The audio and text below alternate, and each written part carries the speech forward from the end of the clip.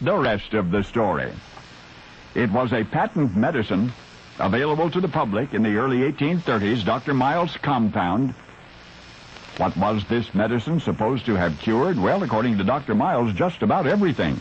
Now, wait a minute. Only a year or two before, maybe 3, there was a substance many physicians considered poisonous. And this was the same substance, essentially, that Dr. Miles was using in his compound.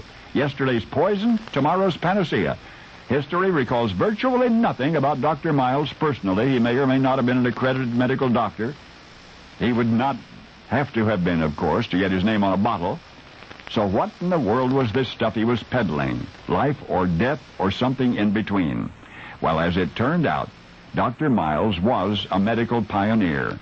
He had taken something which not long before had been considered poisonous. He had put that something in a bottle. He had sold it as a medicine, and what do you know, the medical community agreed that Dr. Miles' compound was indeed good for you. There was a Dr. Bennett, for example, professor of midwifery, hygiene, and acclimatement at Lake Earl Medical College. This Dr. Bennett was most enthusiastic about Dr. Miles' potion. It was among the most powerful deobstruents available, Bennett said. For certain liver disorders, it was perhaps the most effective and the least harmful agent known. It would prevent bilious attacks. It was a remedy for dyspepsia. It would counteract diarrhea. And here was the boldest of Dr. Bennett's claims. It made people less susceptible to cholera. By the mid-1830s, these medical indications were widely accepted among physicians, and the mysterious Dr. Miles, a man we shall never know, was one of the first to recognize the beneficial effects of this substance, this something once labeled deadly.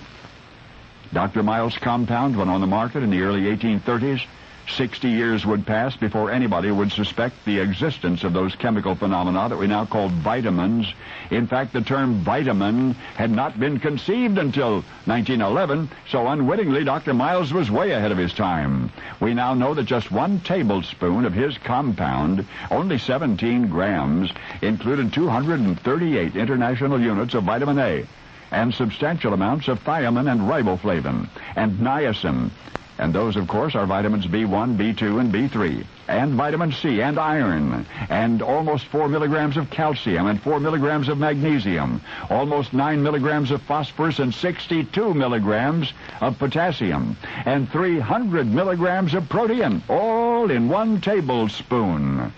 Dr. Miles' compound.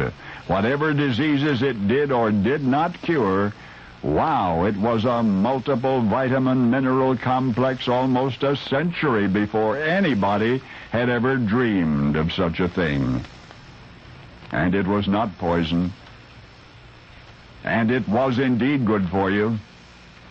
And you know, a bottle costs about the same now as it did then.